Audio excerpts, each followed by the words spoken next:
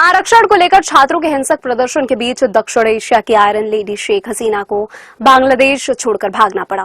दुनिया की सबसे लंबे समय तक शासन करने वाली महिला शेख हसीना को पिछले कई दिनों से देश में सत्ता विरोधी प्रदर्शनों का सामना करना पड़ रहा था। हसीना इस बारे में हालातों पर काबू नहीं कर पाई। प्रधानमंत्री शेख हसीना 2009 से बांग्लादेश की सत्ता चला रही थीं। शेख हसीना ने 3 विवादित आम चुनाव भी जीते हैं। इन चुनावों को लेकर अंतर्राष्ट्रीय समुदायों की आलोचना भी उन्हें झेलनी पड़ी। बांग्लादेश के वर्तमान हालात और उम्र को देखते हुए लगता नहीं कि वे राजनीति में वापसी कर पाए। छात्रों का यह प्रदर्शन शेख हसीना के राजनीतिक जीवन की सबसे मुश्किल चुनौती साबित हुई। इन प्रदर्शनों को विपक्ष का साथ भी मिला। उनके शासनकाल में पहली बार देश में हालात इस कदर बेकाबू हुए कि उन्हें अपना देश छोड़कर ही भागना पड़ा।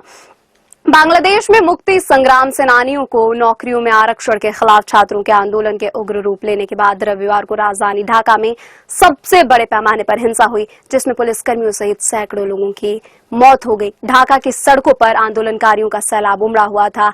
शेख हसीना को एकजुट विपक्ष आर्थिक मंदी और उनके शासन के बिगड़ते मानवाधिकार रिकॉर्ड के खिलाफ अंतर्राष्ट्रीय दबाव का सामना करना पड़ रहा था, क्योंकि पिछले कुछ दिनों में बांग्लादेश में नए विरोध प्रदर्शन बढ़े हुए थे।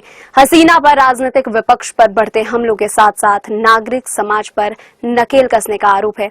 विरोधियों का कहना है कि हसीना का तानाशाही रवैया बांग्लादेश की जनता को पसंद नहीं आया। छात्रों के प्रदर्शन ने शेख हसीना के तख्त को हिलाकर रख दिया। विरोधियों आरोप लगाते रहे कि शेख हसीना कभी भी समूचे देश की प्रधानमंत्री नहीं बनी, बल्कि एक समूह की ही प्रधानमंत्री बनकर रह गई। जानकारों के अनुसार शेख हसीना सरकार की तानाशाही प्रवृत्ति से समाज के एक बड़े वर्ग को आक्रोशित कर दिया था।